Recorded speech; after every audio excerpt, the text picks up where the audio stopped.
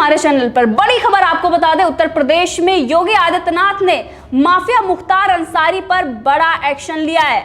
मुख्तार अंसारी के बेटों की 2 इमारतें जमींदोज कर दी गई। 20 से ज्यादा जेसीबी ने उनकी जो अवैध इमारतें थी उसको जमींदोज कर दी हैं। इसी के साथ आपको बता दें कि जिस तरीके से योगी आदित्यनाथ ने जो पब्लिक प्रॉपर्टी को नुकसान पहुंचाया था, उन जो उपद्रवियों से ही उसका हर्जाना लिया था, अब इसमें भी जो खर्चा आ रहा है उस बिल्डिंग को गिराने में, उस खर्चे का भी जो हर्जाना है वो खर्चा इन्हीं लोगों से यानी कि मुख्तार अंसारी के बेटों से ही वसूला जाएगा। तो योगी आदित्यनाथ पूरे एक्शन में हैं और जिस तरीके से अपराध और जंगल राज की बात जो इस वक्त अखिलेश यादव और तमाम ऐसे नेता करते हैं, उनके राज में हुआ करता था और अब सभी जो अपराधी हैं वो डर कर भाग रहे हैं। क्योंकि आप देख सकते हैं कि विकास दुबे और विकास दुबे के बाद, जिसके बाद योगी आदित्यनाथ ने यह आदेश दिया कि लिस्ट उन सभी डॉन और उन सभी अपराधियों की लिस्ट बनाओ जिसमें उन्होंने अवैध कब्जा कर रखा है। सभी अपराधियों पर, उनके अवैध कब्जों पर, अवैध संपत्तियों पर अब कार्रवाई हो रही है और इसी के साथ उन अधिकारियों पर भी कार्रवाई होगी जो इनमें शामिल थे। इसी के साथ पुलिस वालों पर भी कार्रवाई होगी जो उस वक्त ना तो उन्होंने रोका या फिर उनको उस वक्त उन्होंने देखते हुए भी अपनी आंखें बंद कर ली, क्योंकि इतनी बड़ी इमारत बन जाती है और क्या पुलिस वालों को नहीं पता होगा? ऐसा हो ही नहीं सकता। और इसीलिए योगी आदित्यनाथ ने बड़ा एक्शन लिया है और अभी भी आगे भी ऐसे ही कार्रवाई करते रहेंगे।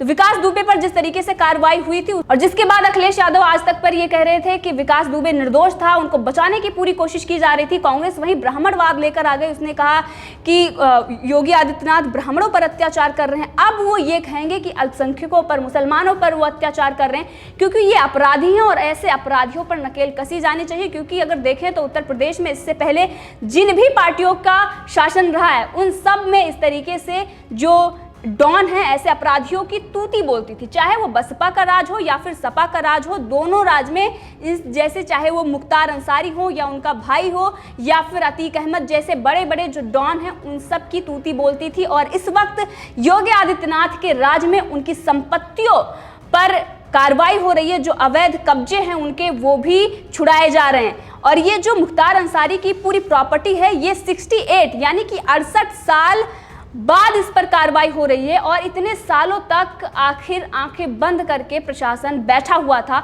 और जो लोग भी इसमें शामिल थे उन सब पर भी कार्रवाई होगी। इसी के साथ आपको बता दें कि बड़ी खबर है कि 12 अपराधी जो मुख्तार अंसारी के ही गैंग के हैं उनको जिला बदर कर दिया गया है। इसी के साथ 25 करोड़ से ज्यादा संपत्तियां कुर्क कर दी गई हैं अतीक अहमद की।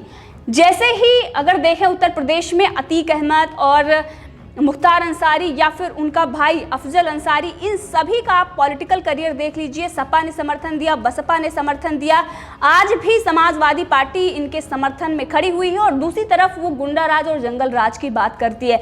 तो ये दिखाई देता है कि ये सिर्फ और सिर्फ अपने फायदे के लिए इस तरीके से गुंडों को और अपराधियों को टिकट देते हैं और उनको कहां से कहां पहुंचाते हैं। कहीं ना कहीं अगर देखें तो ऐसे अपराधी जो होते हैं उनके डर में आकर जनता भी डर में रहती है और इस वजह से उनको सपोर्ट करना पड़ता है। क्योंकि पिछले कई ऐसे सालों में उत्तर प्रदेश में जो जंगल राज रहा है वो सिर्फ और सिर्फ समाजवादी पार्टी की ही देन थी। आज अगर जनता सुकून की सांस ले रही है तो सिर्फ और सिर्फ वो योगी आदित्यनाथ की वजह से। आप देख सकते हैं सोशल मीडिया पर लगातार योगी का मतलब कानून राज ये ट्रेंड कर रहा है और लगातार लोग सराह रहे हैं क्योंकि बड़े बड़े जो ये अपराधी हैं इनको पॉलिटिकल समर्थन मिला होता था और इन पर कोई भी कार्रवाई करने से पहले डरता था क्योंकि मुख्यमंत्री का उनको समर्थन रहता था। जो बीच के अधिकारी होते थे वो भी देखते हुए भी अपनी आंखें बंद कर लेते थे क्योंकि उनको ऐसा लगता था कि अगर हम इस पर कार्रवाई करेंगे तो आने वाले दिनों में मुश्किलें खड़ी हो जाएंगी, उनको धमकियां मिलेगी। और आप देखें तो मुख्तार अंसारी जो मुख्य आरोपी है, बीजेपी के एक लीडर की हत्या हुई थी, उसमें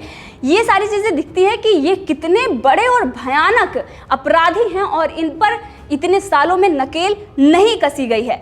और अब योगी आदित्यनाथ ऐसे अपराधियों के अवैध कब्जे पर नकेल कस रही है, सब पर कार्रवाई की जा रही है और उसके बाद भी प्रियंका गांधी वाड्रा से लेकर तमाम ऐसे जो इस वक्त विपक्षी दल हैं वहां पर वो सवाल खड़े करते हैं और ये पूछते हैं कि योगी आदित्यनाथ के राज में गुंडा राज है, एक्शन क्यों नहीं ले रही, और जब एक्शन लिया जाता है तब उसे ये जातिवाद वहां पर फैलाते हैं, जातियों से जोड़कर दिखाते हैं। ये कहते हैं कि जो अपराधी होते हैं, अपराधियों पर नकेल कसी जाती है, तो अपराधियों को बचाने के लिए इनका जो एंगल होता है वो जाति का एंगल सामने आ जाता है। लोगों को तोड़ने के लिए, लोगों को आपस में भिड़ाने के लिए ये सारी चीजें चलती। मुख्तार अंसारी की जो बिल्डिंग थी अवैध, उस पर कार्रवाई की गई है और इसके लिए एलडीओ और पुलिस प्रशासन समेत 250 से अधिक, 20 से ज्यादा जेसीबी लगी हुई थी। और मौके पर अगर बात करें तो मुख्तार अंसारी के बेटे अब्बास व उमर अंसारी के टावर पर झड़प भी हो गई, वहां पर पत्थरबाजी भी हो रही थी, लेकिन उसके बावजूद पुलिस प्रशासन ने उनको वहां से खदेड़ा और उसके बाद पूरी तरीके से जो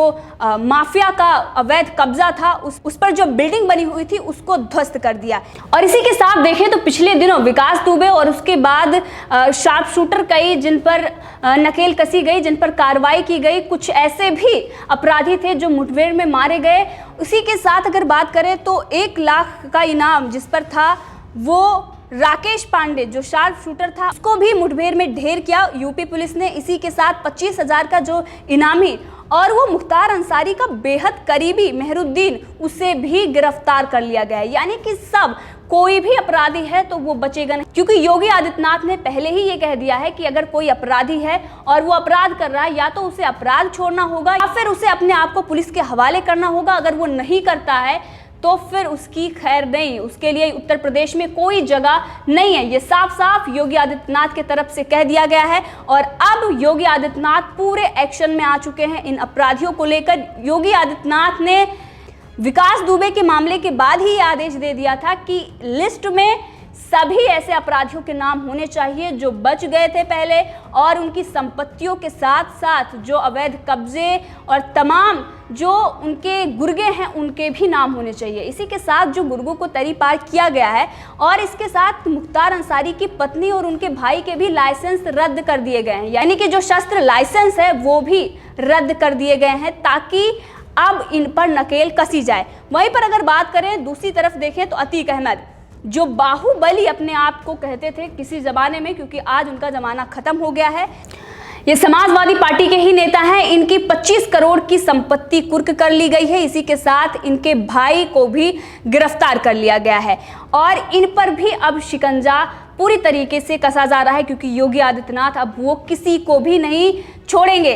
तो चाहे वो सपा के गुंडे हों या फिर बसपा के जो अपराधी लीडर हों या फिर कोई भी डॉन हो, उत्तर प्रदेश में अब उनकी खैर नहीं है। योगी आदित्यनाथ अब एक के बाद एक एक्शन ले रही है, सबके संपत्तियों को, सबके अवैध कब्जों पर अब कार्रवाई हो रही है। और उसी के साथ अगर देखें तो ये पहली बार हो रहा है उत्तर प्रदेश में कि उन अधिकारियों पर भी कार्रवाई हो रही है जिन्होंने देखते हुए भी आंखें बंद कर ली थी। यूं कहें तो उन्होंने भी इसमें फायदा लिया था और उसके बाद उन्होंने आज तक कोई कार्रवाई नहीं की है। पुलिस वालों पर भी कार्रवाई हो रही है, क्योंकि विकास दुबे मामले में भी पुलिस वालों पर कार्रवाई हुई थी और अब इस मामले में भी जिन लोगों ने भी ऐसे लोगों को समर्थन दिया है, अगर इन लोगों को शरण दी है तो उन लोगों पर भी कार्रवाई होगी।